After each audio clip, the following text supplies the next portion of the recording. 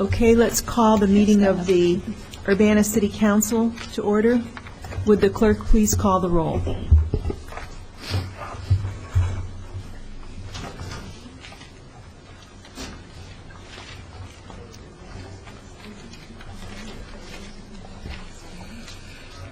Ms. Barnes? Present.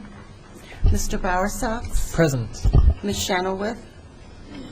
Mr. Lewis? Present. Mr. Roberts? Here. Mr. Smythe? Here. Ms. Stevenson? Present. Mayor Pressing. Here. First item is approval of the minutes of January 22nd. I move approval. Second. Motion by Mr. Bowersox, seconded by Ms. Barnes. Any additions or corrections?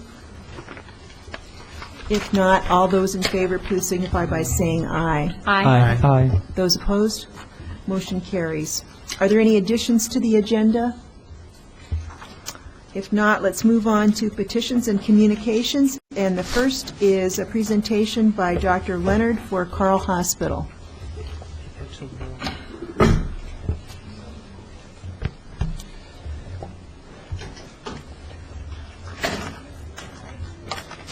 Thank you very much. It's my pleasure this evening to have an opportunity to talk with you and present really an overview of Carle Foundation Hospital and the highlights really from 2007, review our campus modernization project, and go over our community benefit report. So there's really three pieces of what I hope to talk with you tonight about.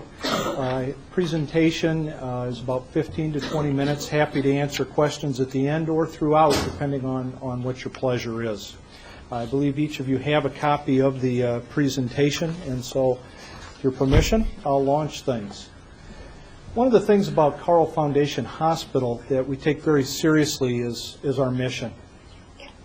When we look at our responsibility for providing health care not only to Urbana, Champaign, and the region, we look at that and say we are really responsible for making sure on multiple levels that the care that we all want and deserve is available. And Carle Foundation Hospital, over the years, has a legacy that, quite frankly, is pretty exciting, and we believe that we're carrying that legacy forward. When you look at a community of this size, and we have the capability of doing procedures that really encompass everything other than solid organ transplants and major burns, we think that this mission is really being served and really helps us with our North Star as we move forward. I'll talk a little bit more about research as we move into the presentation, and then of course education. I don't know if you realize there is a medical school here in town. Not everyone realizes that. And we are the primary educator of those medical students, which quite frankly serves multiple purposes in terms of keeping our medical staff very sharp in terms of their knowledge base and being challenged by young people coming along. It also introduces our community to physicians, future physicians that may come back one day, and that has happened multiple times. We also are very involved in nursing education, surgical assistance, and really across the board, and take that quite seriously. Our vision is relatively new. Over the last year, our previous vision came to an end at the end of 2007. And as we looked at what we wanted to be moving ahead, we decided, you know, it's better to shoot for the stars. And so what you see there is us talking about being world-class in our innovation, because again, as we look at this, it's about the health care that's available to all of us as community members. And from my perspective, trying to be world-class, trying to be the best in every area that we can be, and there's always improvement that can be had. But reaching for the stars is a lot easier than saying, you know, we're pretty good and we're happy with that. We'd rather be very good, become exceptional, and really lead the parade. And that's the kind of health care that, again, I think that we all want.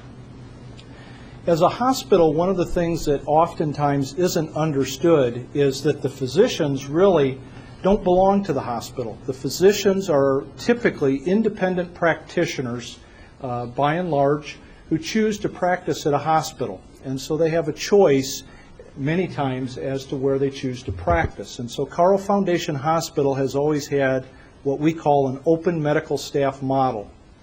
And what that means is any physician that has the appropriate training, the appropriate skill set, can demonstrate that training, can apply to and receive privileges at Carle Foundation Hospital. And so what you see is 495 physicians and dentists that make up our medical staff. It has increased significantly during the past year. We have 63 Christie Clinic physicians. We also have some independent physicians, although there are a lot less independent physicians in these communities than there used to be. But again, it is an open medical staff model. So it's all about meeting the criteria and then choosing to practice at our facility. We're very proud of the fact that 96% of the active members are board certified. It's in our bylaws that that's an expectation. The reason that it's not 100% is because we do recognize that some folks came into the practice of medicine before board certification was available, and so there are some legacies, but over time we just get closer and closer to that 100% level. 108 advanced practice nurses and physician assistants. Many of you who may have sought care at Carle are aware that many times these nurse practitioners or physician assistants work with one of the physicians, and it provides, again, a different type of experience, different interactions, and really adds to the richness for many people about the health care that they receive. Again, speaking about the last year, one of the things that is very exciting, and again, not everyone realizes, is there are residency programs already in internal medicine, in family practice, and in oral maxillofacial surgery. During the past year, we also began a geriatric fellowship, and what that is taking physicians who've already been through residency and give them additional training in geriatric medicine is for our elderly population. And we are moving ahead with that fellowship program. We have had 2 individuals already participate, and interestingly, one of them chose to stay in the community and is now working as a hospitalist, which means primarily a hospital-based practice for the geriatric population. And with the increasing numbers of Medicare patients and individuals in the community, that is something that not every community is privileged to have. And so we're very glad that individual elected to stay. We are in the process as we speak. We have approval from the federal government to start a surgical residency program. And we have a physician who arrived about 3 weeks ago who will be in charge of that residency program. He has outstanding credentials, and we will begin probably a little over a year from now, hopefully, to begin to recruit people coming out of medical school who want to be general surgeons. And our strategy on that was, again, it's about making sure that we are introducing physicians to our community, and hopefully some of them will choose to stay. It's a very competitive world out there right now. There are not enough physicians as well as nurses being trained for all the slots that are available. And although we all love East Central Illinois, sometimes it's a little difficult in the recruitment field. And what we've found is as we can expose residents and physicians and medical students to our community as well as their spouses, that they find it a great place to live. And we've been very successful with that, and we hope the surgical residency will help take us in the same direction. A little bit about our operating figures that you may or may not be aware of about Carle Foundation and the hospital. The service area that we serve is about 1.25 million people. That extends out in approximately 50 miles in all directions. We probably go a little bit further south than we do north. We go a little bit beyond the Indiana border depending on what type of care is being received. And west, you're all familiar with Bloomington, Normal, and some of the communities over there that also have very good facilities. Our average daily census is about 212. That compares to about 2 to 3 years ago when our average daily census was less than 180. That may not sound like a huge increase, but it is when you consider that's 24/7, 365 days a year. Our inpatient admissions, as you can see, is about 19,000 a year. Our emergency department patients, the emergency department, if you've been there, is a very, very busy place with over 54,000 visits. Now, realize that stands on its own. There are other treatment available in town, convenient cares that the clinics do, and they see thousands of patients as well. So we have a lot of community members seeking care in the most sort of high-intensity areas, and we continually work to try and figure out how to work to reduce that number so that individuals get low-level care, sore throats, earaches, in a situation that may not be quite as intense as the emergency room. As an employer, you see that we have over 2,800 employees. 28,000 would be really wild. 2,800 employees. We continue to grow. We continue to be very active in our recruitment, and that's part of the excitement, I believe, of the Carle Foundation story of how we've continued to grow, how individuals want to be here, how we bring them to the community. We have orientation that's done twice a month, and I always try and present at that orientation if I'm available. And some of the stories are remarkable where individuals come from to practice or be affiliated with Carle Foundation Hospital. And a lot of times it's through an internet search. They see the types of things that we're doing, some of the programs that we have in place, and it really adds to the richness and diversity that we have. Talk a little bit about the facilities, which I think you're aware of, but again, we're trying to put everything in a more concise form than possibly the newspapers or some of the other media where you read things as they come through. The North Tower expansion, which was begun a number of years ago, is now fully occupied. All 5 floors, September through February, things have been very busy on those floors. And as you heard here in part of our discussion, probably the one mistake we made was to not add more floors. And we just could not anticipate the type of growth that we have seen, which has been fantastic that we're able to provide that care, but has really been overwhelming at times.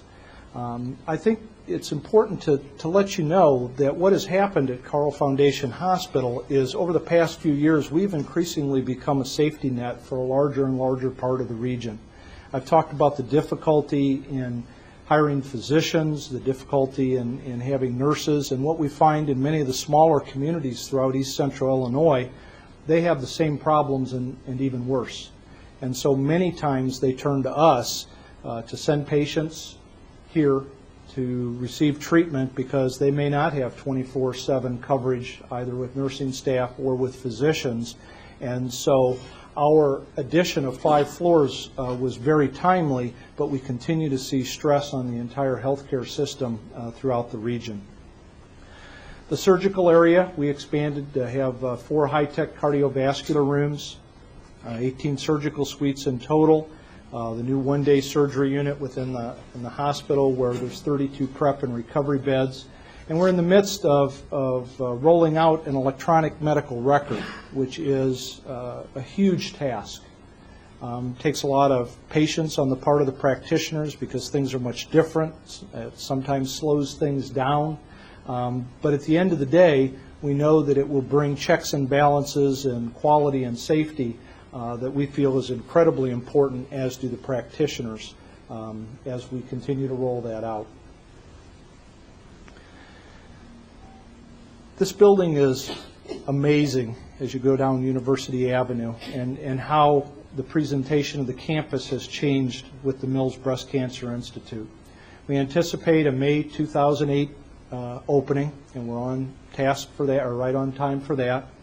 The research scope has expanded as this project has moved forward. One of the things that we discovered, and the 3rd floor is primarily research, one of the things that we discovered was that we had a better opportunity to bring clinician scientists in if the space was more developed. And so we recently went back before the Illinois Health Facility Planning Board, received their permission to move ahead so that the floor will actually be more finished out than we had originally anticipated, and that's all to jumpstart things to bring more physician scientists into the community. That's a double win. Not only do we have a relationship with the University of Illinois and Carle Clinic that will move ahead with cancer research, but it brings practicing physicians into the community who will add again to the service level as well as the skill level that we already have. And so as we bring more MD PhDs in, we're very excited. Translational research, I'm not sure how much you've been exposed to that notion or not. It's been in the news quite a bit. One of the things, interestingly, although we've been present since 1946 as Carle Foundation and had a relationship with the University of Illinois, there really has been a somewhat limited back and forth, and it's primarily been through the medical school and the medical students with some research, but that's been more isolated. About 2 years ago, we really decided to move ahead with the University of Illinois and try and create more translational research, and that, in a broad definition, is research that is closer to, quite frankly, impacting you and I, as opposed to bench research. And to use Carle Foundation Hospital in a way that our patients, the tissues that are available, some of the procedures, could be involved with research that is underway. We went ahead because we found that it was definitely a new area of working with the academic folks, and hired a PhD in cellular and molecular biology to work with on our staff so that we could essentially work with grants, work with the university, work with researchers, and be a good partner and understand all the up, downs, and arounds and the pressures on those researchers. And so that director was hired from the University of Arizona. She's been here for a year and has really moved us ahead with our relationships. The infrastructure at the Mills Center is being built, as I stated. We also went ahead and decided to centralize our research offices, and actually at the Timponi building, we rented space so that all of those folks could be together, and we could have a place where everyone, rather than being scattered across our campus, could share ideas and come together and have meetings and with other researchers from the U of I. We also have an agreement with university here where we're already involved in adult stem cell research over in the research park, and are beginning to do stem cell sorting, hopefully contributing in a way that will move ahead stem cell research in a way that will benefit us all over time. We have expansion plans, and you're very aware of those. There's been a lot of discussion. A closure of the streets within the MIC, which I appreciate us all coming to an agreement of how we could move ahead, and the expectations on us I'm perfectly fine with. I think that you've set the bar in a way that helps us move ahead. And quite frankly, will really strengthen the local health care even more. By adding another tower, it will allow us to update facilities, things you've heard, so I won't belabor that in terms of private rooms, the health care that's available, and make our campus safer as it gets busier and busier as we move ahead into the future. Wanted to show you a picture, the latest picture of where we believe that things will be. And we are moving ahead with the planning. You can see this is looking from the northwest into the new tower. Behind it, you can see the north tower where we added the 5 floors, and then the Rogers building and some of the older facilities looking actually right towards this building.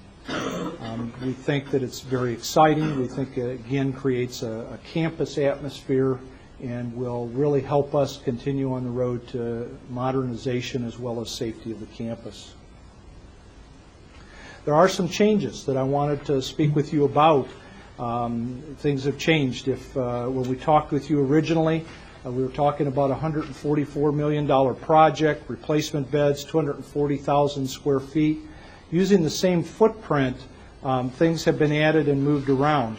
We now have the rehab facility included, which was going to be originally put out in Champaign on the western edge of town. That's moved back to the main campus at this point.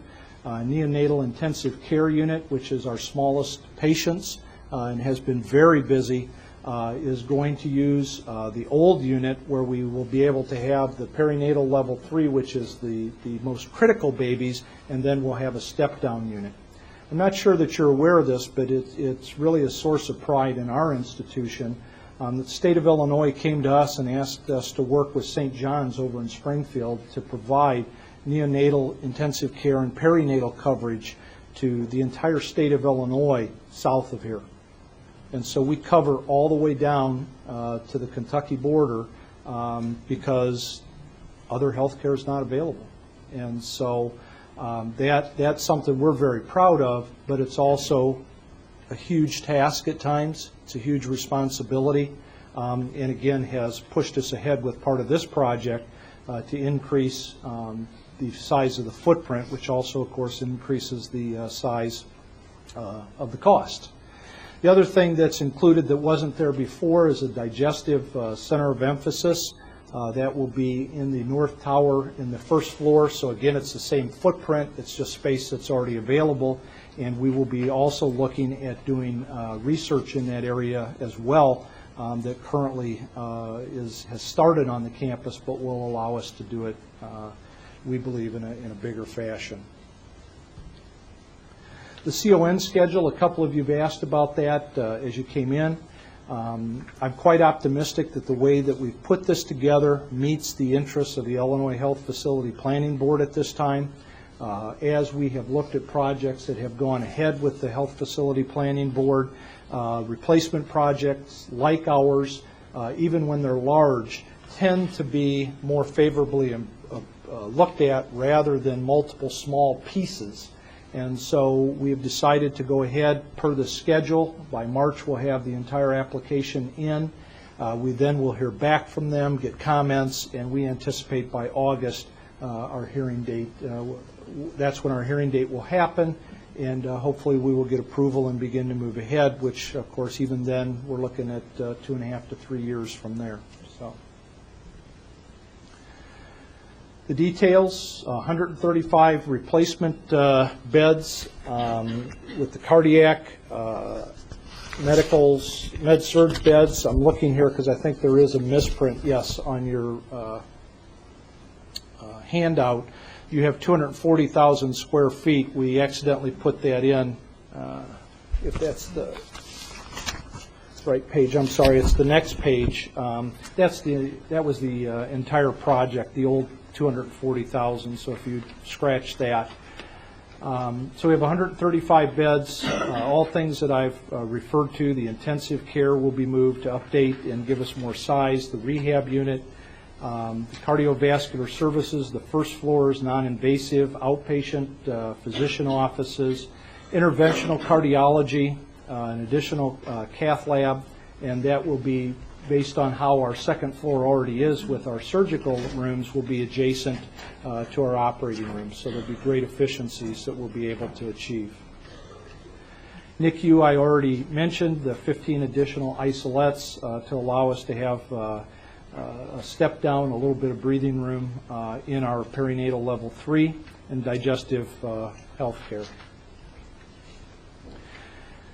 Talk a little bit about the economic benefits and what's involved in this project. $240 million to design, build, furnish, equip.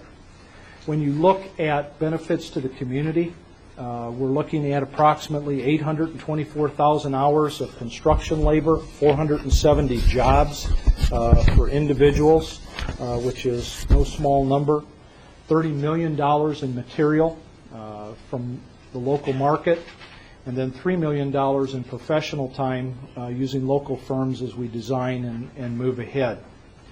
The total payroll for the new building will be $36.6 million. Now, what I want to make clear there is that that's not new dollars. That's nurses. That's the people who move into that building and who are working there.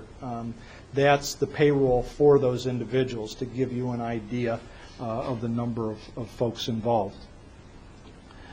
Taxes, about $2.8 million on all of this. The clinics portion is about $430 on that first floor at this point, and probably one of the most important factors is the ability to attract more physicians, more cardiologists to the community. I'm running on to my time here, so I'm sorry I'm running a little bit fast. Be happy to answer questions. I did want to leave a few minutes just for our community benefit report, because I think it's incredibly important for us to talk about this, but also to explain it, the different pieces. The Community Care Discount Program has been a great success, and the details of it it's a matrix that we're very proud of that has a cap based on individuals' incomes, as well as a sliding scale built into it as well. During fiscal year 2007, we saw $7.6 million in free or discounted care for more than 4,500 patients that came through. That's compared to 06 when it was $4.9 million, and 05 when it was $2.5.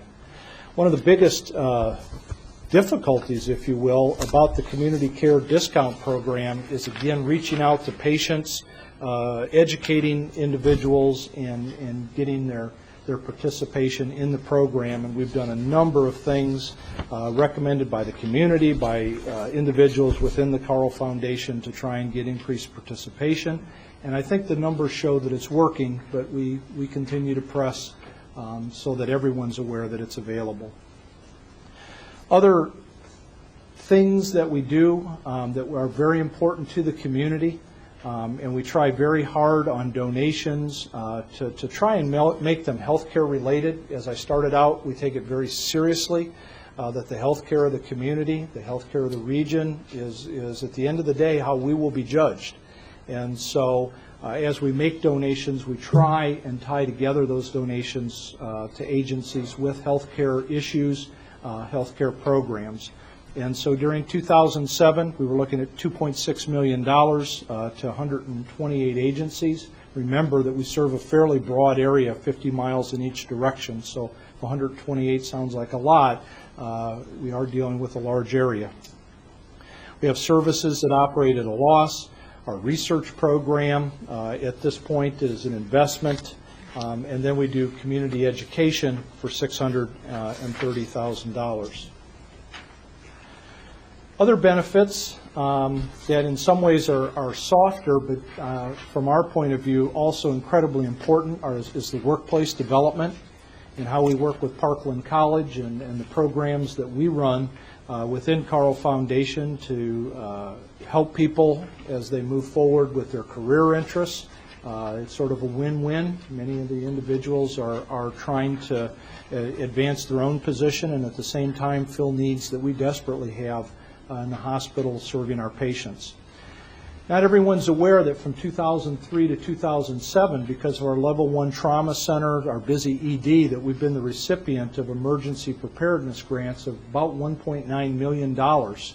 And that goes to new equipment, programs, different aspects of emergency care for this community, which that when we first started all of this, which seems like a long time ago, the discussion was whether or not everybody needed smallpox vaccinations, as we were real worried after 9/11. And then we've moved ahead to, we were actually involved, as many of you are aware, with Katrina, setting up a mobile hospital there. And then the other things that have been done in this community, again, preparing, working with the U of I, how we would use Memorial Stadium to, over time, create alternative treatments if a disaster did occur. So those monies have come into the community, have helped pay salaries and, again, equipment and other things which have really been helpful. We've had the Community Parish Nursing Program in place for a long time, where the foundation has been the primary sponsor of training nurses in different parishes throughout the region. And that program, quite frankly, has been one of those that has blossomed and has gone across the country and has received national recognition in newspapers and has started in other communities, and we're quite proud of that.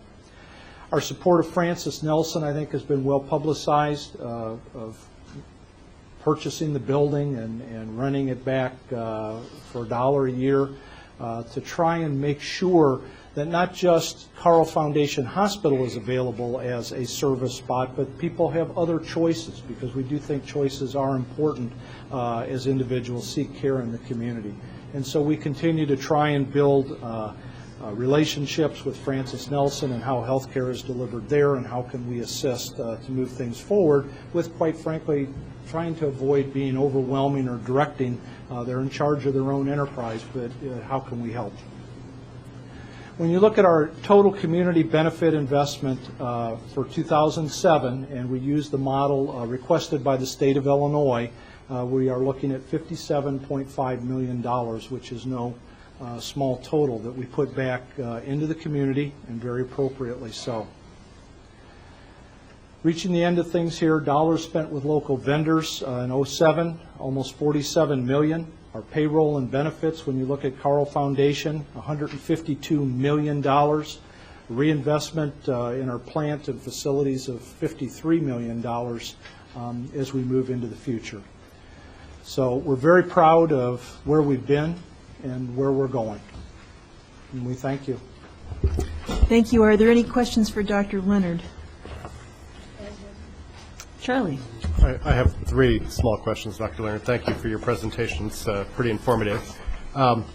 As I look at your expanded application from what we saw before, what's the impact of parking on the area? What's the... Excellent question. The good news is we think it'll be minimal. And the reason for that is in June of this year, Carle Clinic, who is our primary renter of a lot of our building, is opening up two new facilities, one in Urbana on Windsor Road and one out on Curtis Road in Champaign. Their intent is to move most of the primary care off of our campus, which is where most of the visits are. The specialists tend to have more intensive interactions, and the cars don't turn over as much as they do. So we believe that we're actually in pretty good shape as we move ahead with those changes. Okay. And we'll continue to monitor that because parking is a major issue. Yeah, this sort of leads to the next two questions. Recently, I had to drive across town to get stitches for my son, which was sort of disappointing because I'm used to just being able to, go the 4 or 8 blocks from my house, or his house in this case is 4 blocks away from Carle Hospital. And we had the choice of the emergency room, which would have cost a lot of extra money, or driving across town. So I'm disappointed that there's not a convenient care set up at the hospital by one of the clinics here in town. Is that really going to stay that way, or is it, Well, I mean, you hit the answer that neither of the clinics have chosen to do that at the primary facility, and I am not aware that they will be changing that position. Okay, and so my last question then goes to the issue of the growth of your community care. You've had substantial growth Yes. each year. Is that across the board, or is it emergency room visits, which they grow 3% this past year, but I don't know what it was the previous years. Yes. Where is that growth coming from? It is across the board, although clearly we have seen an increase in the uninsured population in the emergency room. Okay, thank you. Any other questions? Thank you very much. Thank you.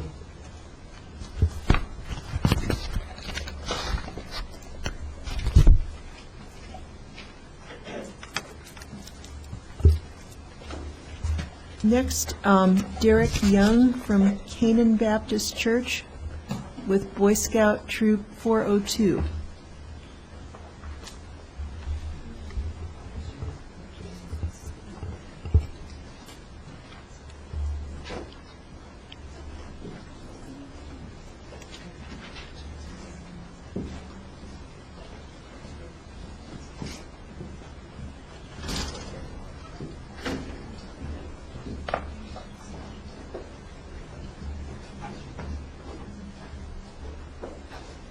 We just came to tonight to show you something how the student how everything works out here. I'm sorry. We're here this evening to show young men about how the council works and get an understanding how working on a speaking merit badge. So this is Troop 402 from Canaan Baptist Church. Oh, we welcome you. Okay. Don't forget to register to vote when you're old enough. You have to be 18. Yeah, then you can run for offices, right.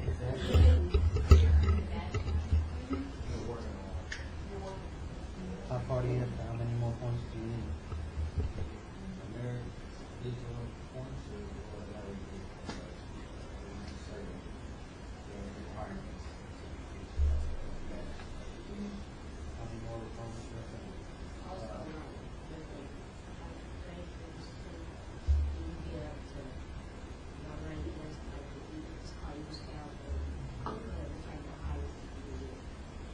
How many of you want to be Eagle Scouts? There we go. There we go. There we go. Yeah.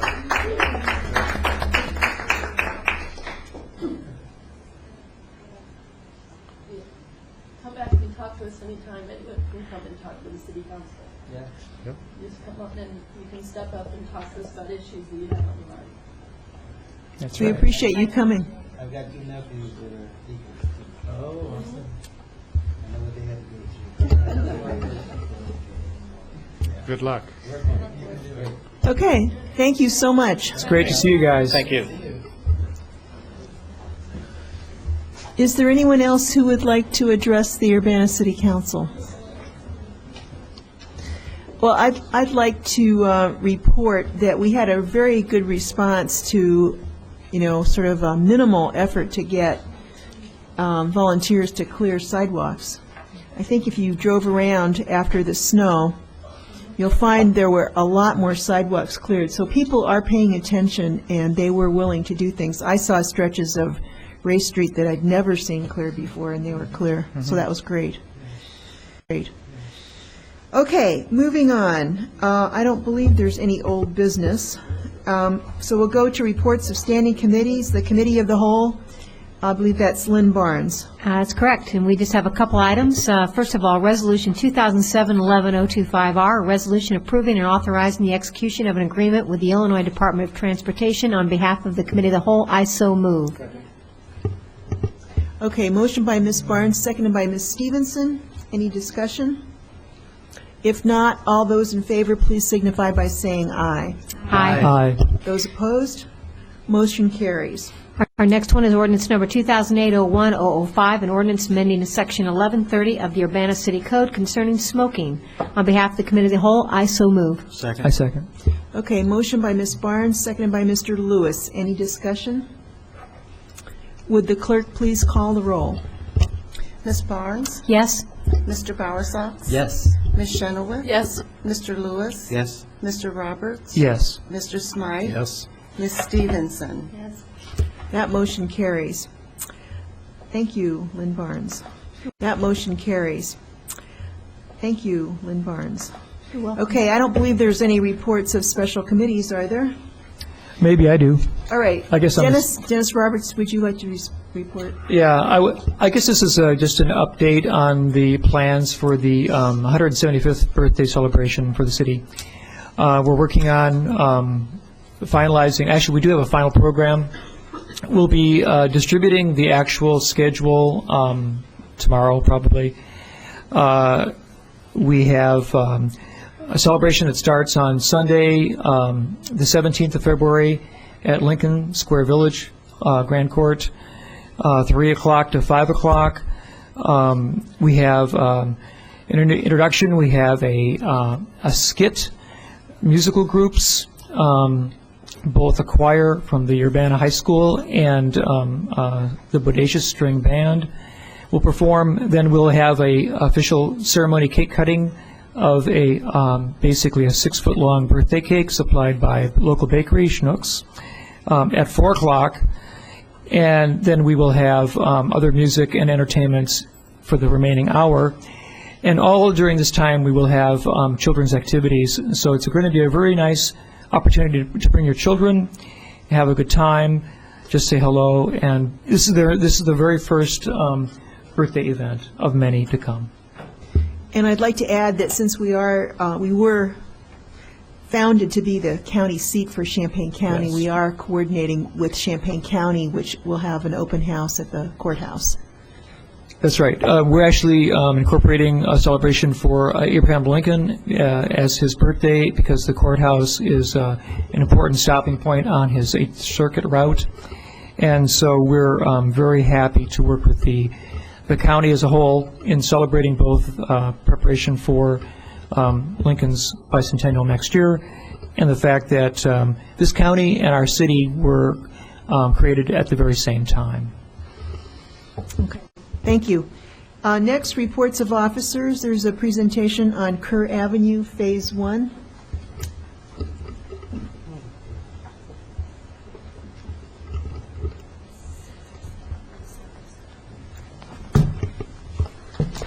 Okay. I'm going to give you a little update on the Kerr Avenue Model Sustainable Community project. We've just completed Phase 1. The completion of Phase 1 was this report we got from Farr Associates, and we're moving on to Phase 2.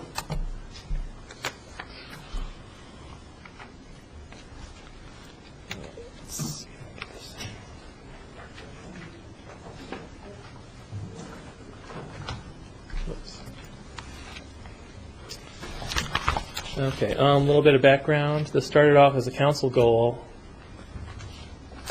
a couple of years ago, and the council goal was to create a national recognized neighborhood, model neighborhood that would be affordable and would only consume 10% of standard energy consumption. From there, we got an RFP. We decided to use the Kerr Avenue site, which the city had acquired earlier, to carry out this project. So we set up an RFP. The project is going in 2 phases. Phase 1 is general design concepts, just to see what's possible on the site. Phase 2 is going to be the actual final design and development of the site. Okay, so Phase 1 is now complete.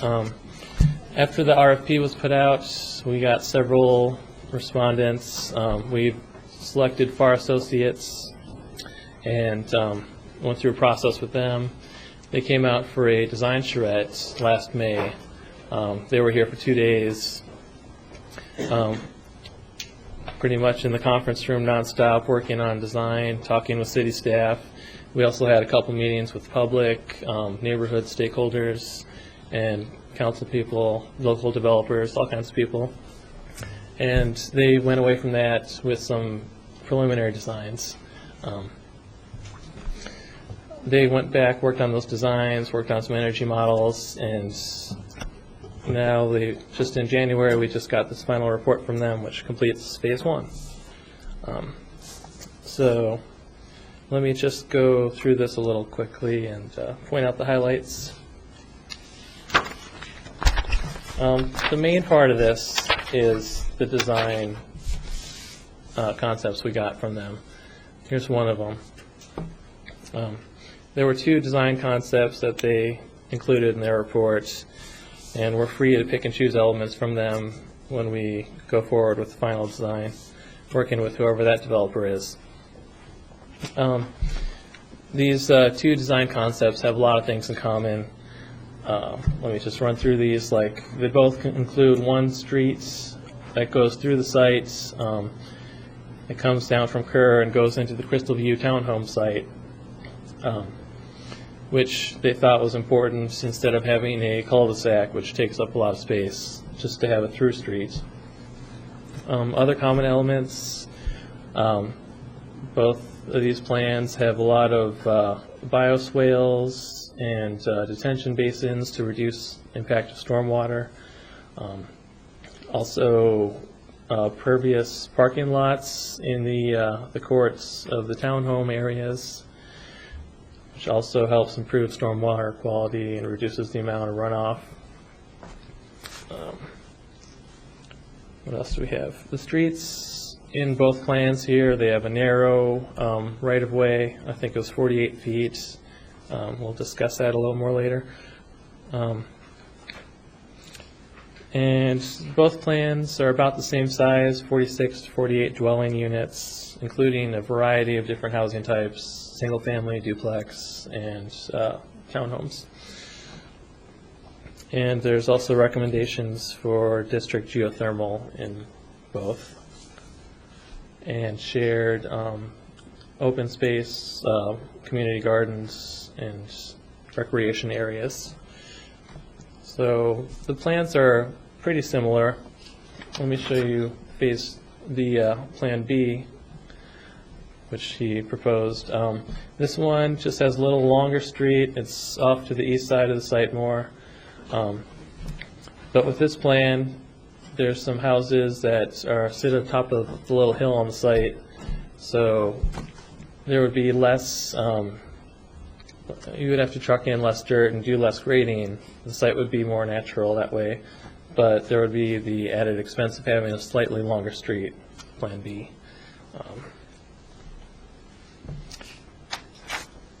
Street section, again, it's a little slightly narrower than usual, 48-foot right-of-way, but that also reduces paved area and runoff, and it leaves some room on the sides for bioswales. And also, he's proposing geothermal wells underneath the bioswales there along the sides. There's some architectural studies here, just a few designs that they suggested that would kind of exemplify the kind of architecture that needed to have energy efficient homes, things that can have row houses with shared walls, and like homes with less wall area to floor space ratio is really what you want to look for. These are just suggestions from the Phase 1 developer, designer, actually. When we go through Phase 2, we'll get some more concrete designs for what kind of housing we want to see. Okay, there was an energy analysis section, and I just handed you a new page 25 here. There was one mistake on the old page 25, which was this table down here. It was a little hard to read. Let me just go through this. The energy analysis, they contracted with a local firm to do computer modeling of how efficient the homes could be based on a variety of factors. The one factor was whether it was facing the south or not. If it was not, then you could see it's a much higher energy cost. For a conventional home, $918 compared to $767 annual energy costs. And the other factors was if it was a duplex, if it had a shared wall, that would reduce the energy costs also.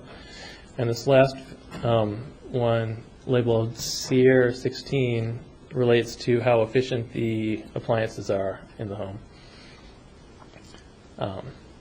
So he ran models for conventional homes, for a high-performance kind of spec home something like you would see in the architectural studies, that would be prefab or modular, perhaps, with high insulation.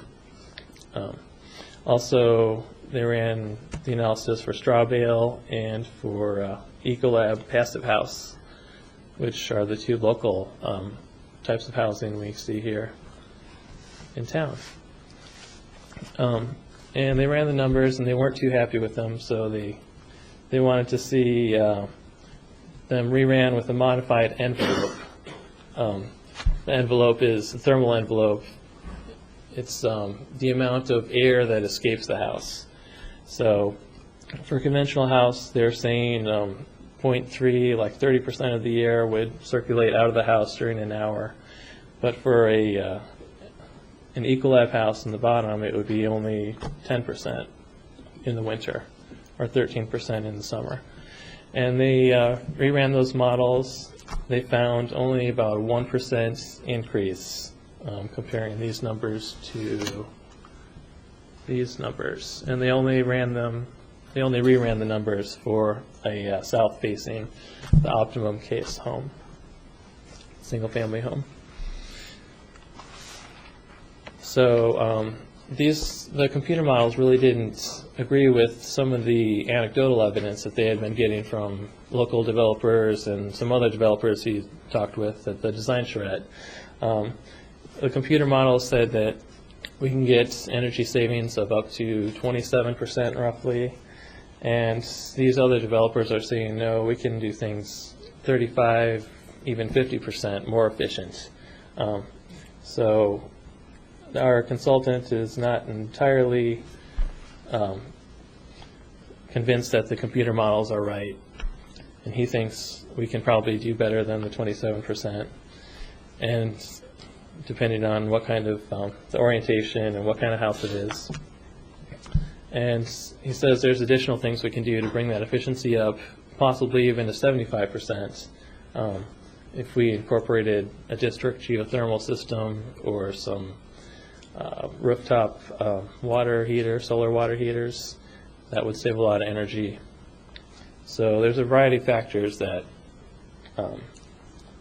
relate to how much energy savings we can have.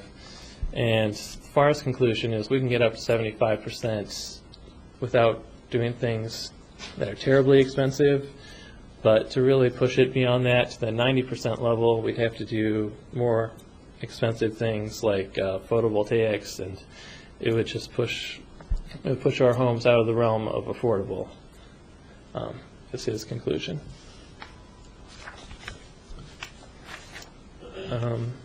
Stormwater, there's just a little section on best practices, bioswales along the side of the street, using paved permeable pavers in parking areas, rain gardens.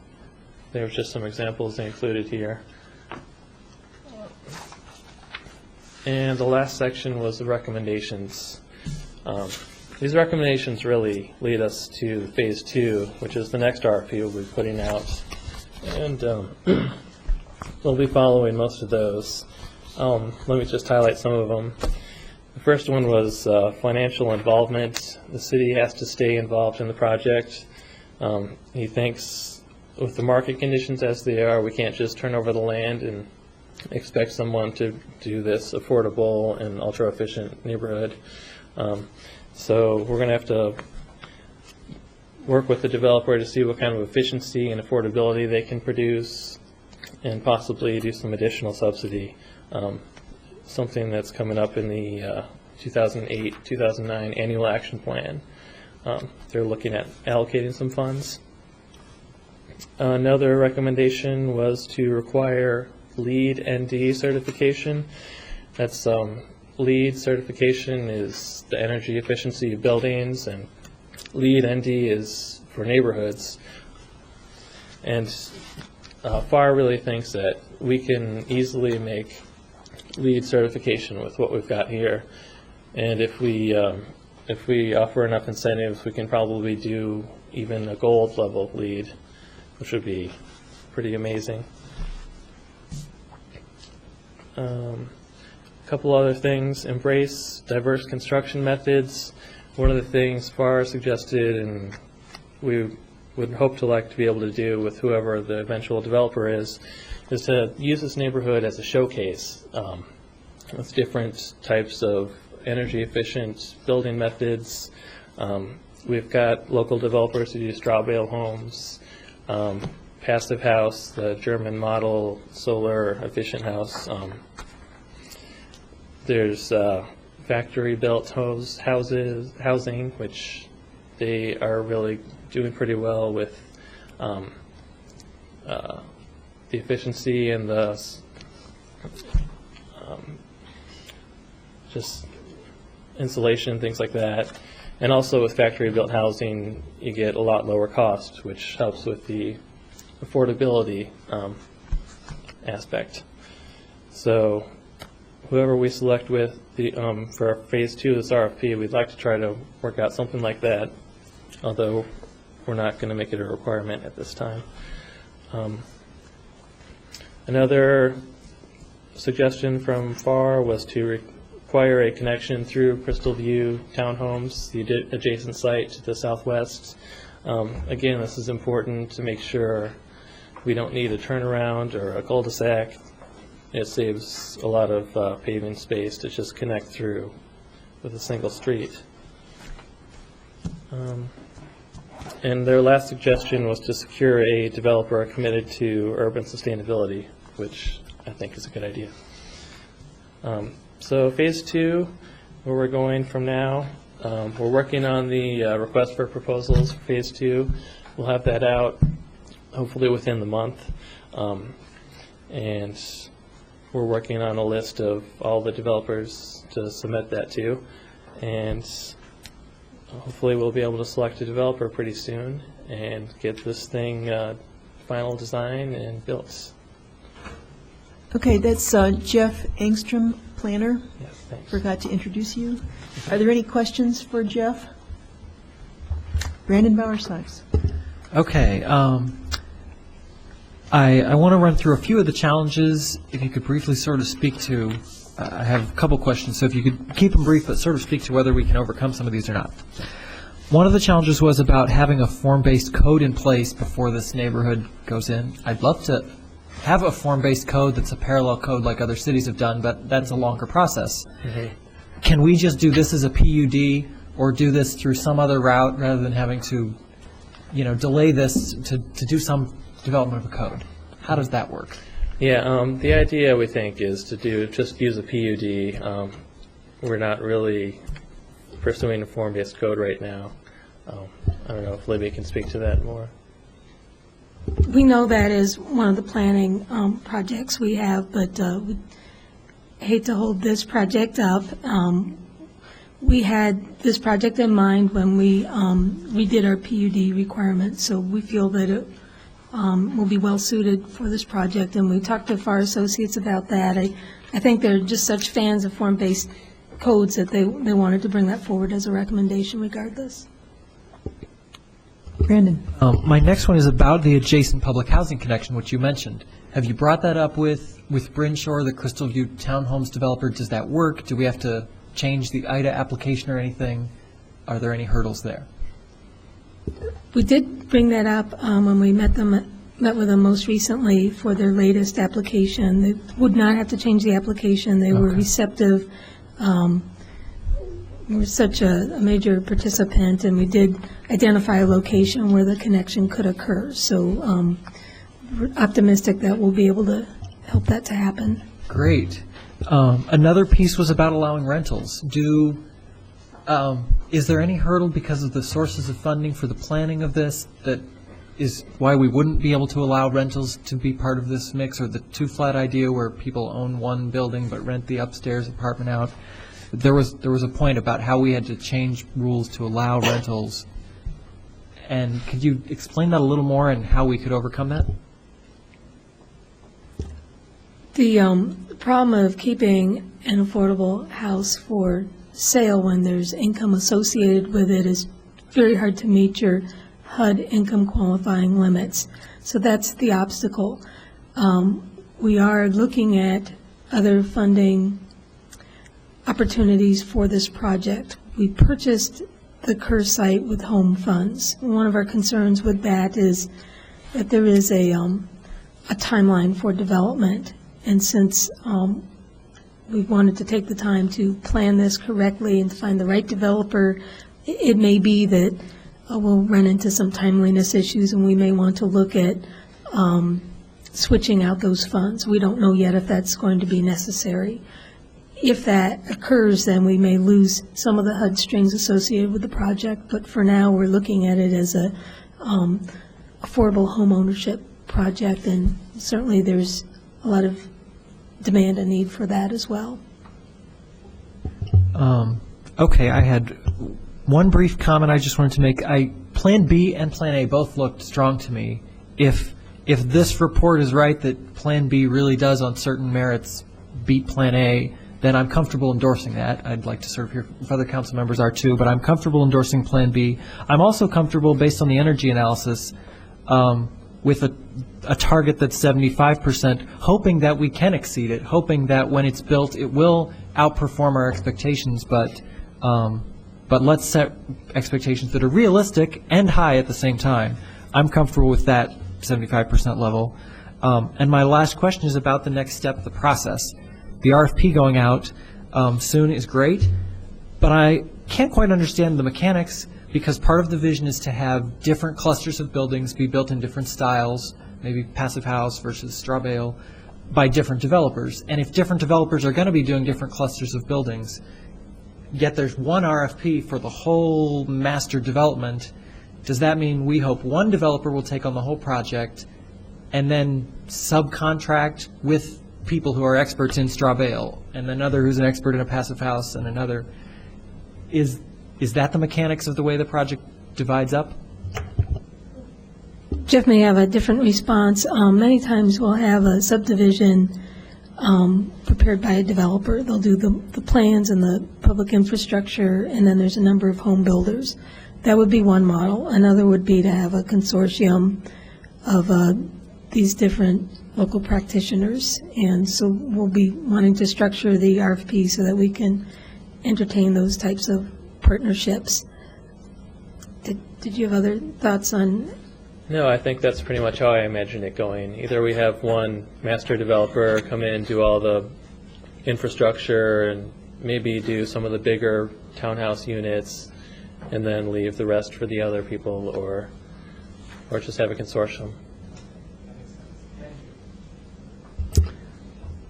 Charlie Smythe. I asked staff a number of other questions that have come up sort of in the answers today, and I'll share any that don't get answered tonight. One comment here I thought was real interesting from page 5 of the report. It says in the market study reconnaissance, the tour visited numerous development projects in Champaign County, some already built and others underway. It's worth noting that while these projects served as the sales and rental comparables in the market study, none of the projects contained sustainable features or promoted a sustainable lifestyle. We definitely need something like this as a proof of concept and to encourage local builders to adopt some of these different styles of building and so on. I would encourage staff to dig up the competition for Solar House that the U of I was involved in this past summer. I think you can talk to Ty Newell and get some information. I know that they got some awards for their house, but the winning design was based on the Passive House model from Germany. A German team did win this using that approach, and it's interesting to see that those are the best numbers in the energy modeling. So that my last question is: do we have numbers from the two local passive houses that are in the community in terms of what their energy costs are? I thought we were going to. I don't know if that's something that Ms. Klingenberg has or we can get, but that might be very useful. So, thank you. I'd like to see this project move forward, and I agree with the staff recommendation on this. Danielle Chenoweth.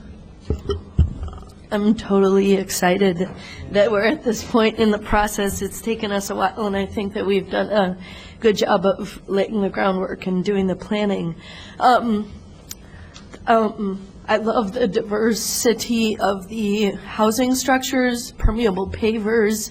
We haven't seen that locally, and so that will, I think this project will help to introduce those concepts. Yes, the bioswales also will help to introduce, I mean, this was a wetlands after all at some point before it was drained, and I think that we have a lot of water issues that we don't have innovative approaches to address, and so the bioswales will help. I also like the fact that we'll be thinking of this as an educational showcase. I do, in terms of the models, I do prefer the second. I think from mostly a design perspective, it's just, I can see it and I think it will be more beautiful. I think that's the main issue, and especially because it also ends up being more energy efficient. But I think if we're going to make this a model neighborhood, the showcasing aspect is going to be important. So how people enter and what it looks like and what they see. So keeping the slope there, which is, if anyone's been on the Kerr Avenue property, it's one of the few topographical things that we have going on in Urbana, and it's a really nice piece. And so preserving that, I think, would be great instead of moving all that earth. I think that when we look I love the concept of a consortium in some ways, because if we think that one of our main goals is education, I think that criteria can then help us pursue, well, if we do a consortium, here's a group of people who will all benefit, and then they can introduce these concepts into the work that they do in the private sector market. I also think that we should, and you may have already planned to do this, but present this exact thing to the developers roundtable and make sure that we get these pictures and documents in front of the developers and say, look what we're doing. This is the kind of thing that we're introducing, and this is an educational opportunity as well as potentially a bidding opportunity. I do have concerns about the current housing market and the timing of this. I mean, maybe 3 years ago we would have been in a better position, and I guess I wonder if the financial piece of it, what we've looked at in terms of a market analysis, and also what we're looking at in terms of the housing market supporting that. Have you gotten to that point, or are we mostly in the design phase and we haven't really looked at the effects of the housing market on us doing this? The market study that was done was probably almost a year ago. I thought it was a very strong study. It's looking at the portion of the market that deals with affordable housing. We've been tracking our local housing market relative to the rest of the country, and we are in much better shape so far. We've done well, and in Urbana we are not.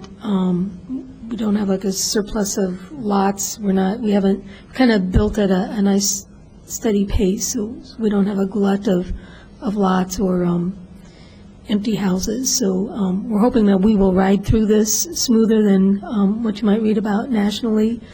But it may be, I could see as we proceed, we'll have to update that market study. Those are only good for so many months. Okay. And I think that the energy efficiency goal of 75% is great.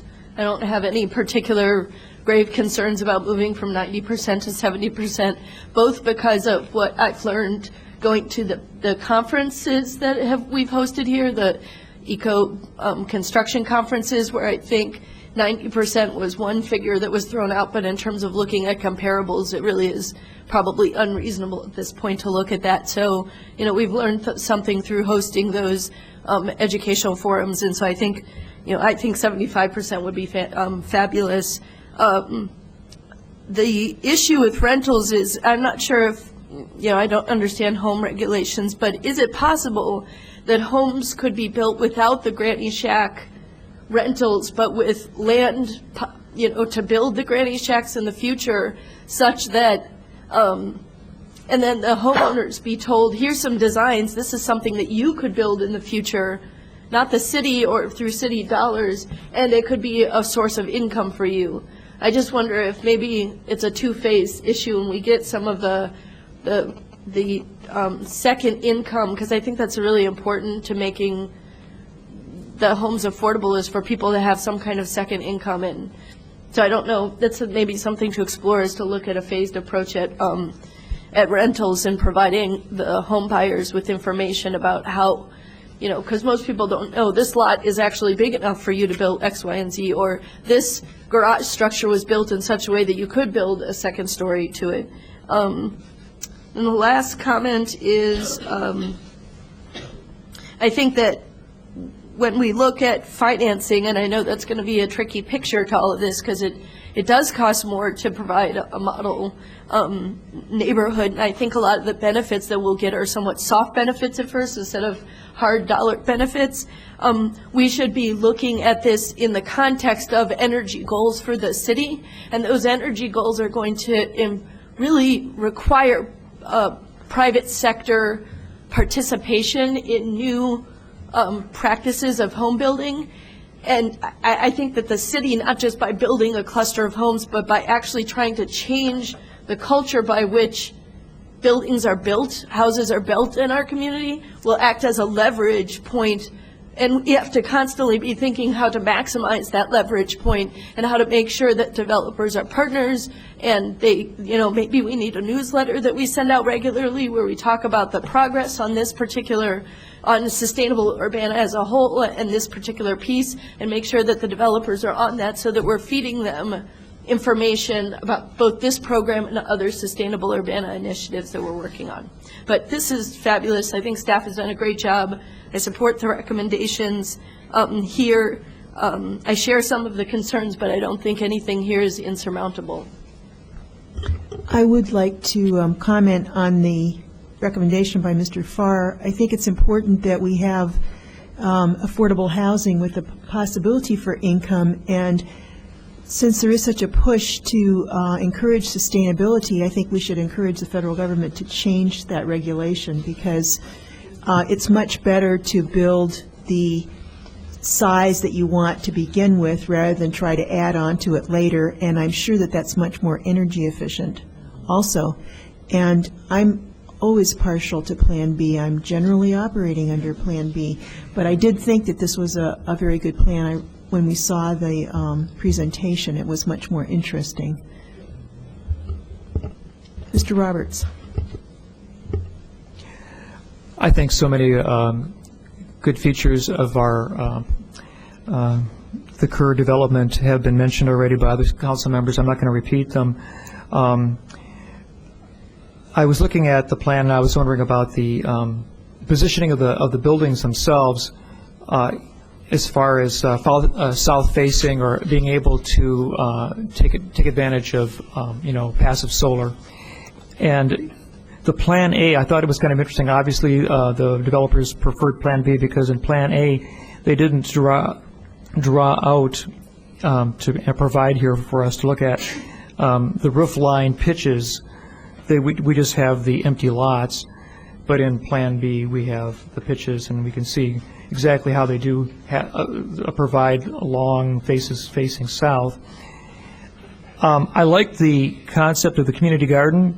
I think that's a great use for community open space. It looks like it's not quite as large in the Plan B. Maybe that could be a thoughtful tweak, perhaps, to the plan to maybe make that just more available. And the only thing that I see in Plan B that I kind of question is the enclosed box paved area, which is in the upper right-hand corner, the townhouse court and permeable pavers item. It seems like the only truly locked and kind of contained design element in the whole structure. Basically, you would be apparently you would be driving your car into a large parking lot area, and I imagine entering your home from the parking lot. And it seems a little bit less intuitively pleasant and gracious compared to the rest of the design of the plot. And I'm wondering if it was possible to tilt, the direction of those buildings, or open that up in some manner so that it's not just a solid parking lot, or indeed, if there is going to be a solid parking lot between these townhomes, can we introduce a few tree plantings like we would perhaps do if we were looking at a business parking development. So, those are my only comments, really. Good plan, and it is exciting to think that we might, I don't know if it was likely that we would actually hit a gold quality LEED certification on this project or not, but certainly it's high hope, and it would be exciting for the city to have a premier development in affordable housing. What was your plan in terms of deciding between Plan A and Plan B? I think we were going to present them, we were going to attach this as part of the RFP, and we'll just leave it to the developer and work with them, see what they wanted to do and what they think is more feasible, but also give them some direction in terms of the preference for Plan B. I will indicate, because at the charrettes, there was votes taken, and I think we'll, in all fairness, we'll indicate in the RFP that there was community preference and council preference for Plan B. I think there may, like Dennis was saying, there may be some tweaking or some elements from the other plan that could be introduced, but I think what we heard tonight is similar to what we heard at the charrette evening. So we'll want to make sure that we convey that to the developers on the list. Anyone else? Thank you very much. Oh, Charlie, did you have a question? 2 announcements before Okay. we adjourn. I don't believe we have any new business. The next meeting is, Tom has. sorry about that. Tom Carino, Economic Development, new business. Sorry about that. That means This'll- new business, right? This Economic is Development. the monthly economic development report. I'll keep it brief. The city is renegotiating the redevelopment agreement with Gateway Shops / 5 Points West, and in the next few weeks, you will be seeing a amended redevelopment agreement before you that we've negotiated with the developer. Last week, CBA, our consultant on the Cunningham Avenue beautification project, was in town. We had some good meetings on Thursday with stakeholders. Unfortunately, the weather prevented us from having a series of good meetings on Friday with stakeholders, but we do have a plan for getting in touch with those stakeholders and soliciting input, and there will be numerous opportunities with future public meetings for input there. Speaking of North Cunningham, we do have a new business at Northgate Plaza. Harbor Freight Tools is now open. That's a store that sells all kinds of tools, including power tools. So that's a great addition to North Cunningham. And then also, we have received 8 responses to the city's RFP for marketing services, and we formed a review committee, including the mayor and Councilman Roberts, and we are getting together on February 12th, hopefully, to review those proposals. So you'll see some feedback from that effort. If you have any questions, I'd be happy to answer them, and based on Councilman Smythe's request at last meeting, I will send this to you all electronically tomorrow morning. So. Okay, Charlie? 2 announcements. Tomorrow's primary election day, opportunity to vote, and the polls are open from 6 a.m. to 7 p.m. And the council caucus to discuss progress on city goals will be meeting immediately following this meeting in the regular conference room on the 2nd floor, not the police conference room. The bigger room is available. Okay, thank you. There being no further business, this meeting is adjourned.